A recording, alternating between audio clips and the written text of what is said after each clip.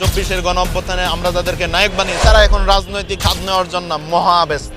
একটা শিশু পর্যন্ত মনে করেন রেহাই পাইতেছে না, তাহলে এরা কি দেশ চালাবো, এরা কি সংস্কার করবে? সংস্কারের নামে বাংলাদেশ ধ্বংস করতেছে। বর্তমান যারা উপদেষ্টা আছে এরা পুরো ব্যর্থ, দেশ চালানোর এদের কোনো অভিজ্ঞতাই নাই। শেখ হাসিনাকে ওয়াদা দিয়েছিল ম্যাডামের পাশে আছি। দেখেন বর্তমান পরিস্থিতি হিসেবে মনে করেন বর্তমান যে বাংলাদেশের পরিস্থিতি, বর্তমান যে আইনের অবস্থা, বর্তমান মনে করেন একটা শিশু পর্যন্ত মনে করেন রেহাই পাইতেছে না, তাইলে এরা কি দেশ চালাবো, এরা কি সংস্কার করবে? বর্তমান মনে করেন এরা সংস্কারের নামে মনে করেন বাংলাদেশকে মনে করেন ধ্বংস করতেছে। এরা সংস্কারের নামে বাংলাদেশকে অস্থিতিশীল করার জন্য মনে করেন আজকে বাংলাদেশের মানুষকে পর্যন্ত মনে করেন ধুলোসাৎ করবে নাকছে। আজকে আমরা সাধারণ মানুষ মনে করেন রাস্তা দিয়ে পর্যন্ত মনে করেন হেঁটে যাবার সাহস পাই না। তার কারণ বর্তমান যারা মনে করেন উপদেষ্টা আছে, আমি বলবো, আমি একজন সাধারণ মানুষ হিসেবে বলবো, এরা পুরো ব্যর্থ, দেশ চালানোর এদের কোনো অভিজ্ঞতাই নাই। তার কারণ দেখেন বর্তমান মনে করেন জায়গায় জায়গায় মনে করেন ধর্ষণ, চুরি, ছিনতাই, রাহাজানি, লুটপাট, তাহলে কি মানুষ কোন শান্তিতে আছে? দেখেন বর্তমানে এটা শিশু পর্যন্ত মনে করেন আপনার রেহাই পাইতেছেন এর হাত থেকে।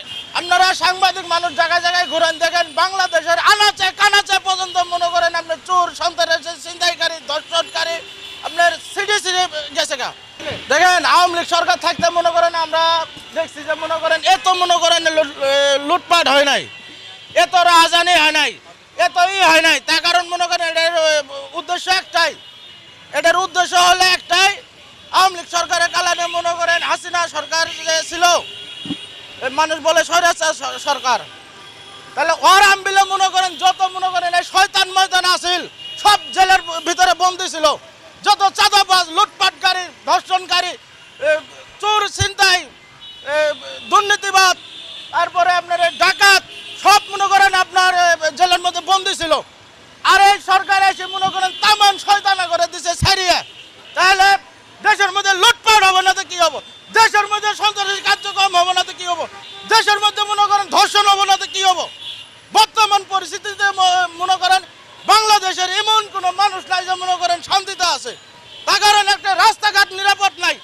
তার বর্তমান যে মানুষের একটা বাসা বাড়ি, ওই বাসা বাড়ির মধ্যে মনে করেন নিরাপদ নাই, তাহলে কি আছে আইন শৃঙ্খলার মধ্যে? দেখেন বর্তমান পুলিশও যেরকম মনে করেন অসহায়, সেরকম মনে করেন আমরা মনে করেন সাধারণ মানুষ যারা আছে তারাও অসহায়। তার কারণ বর্তমান আইনের কোনো ব্যবস্থা নাই, আইন প্রশাসনের কোনো নাই।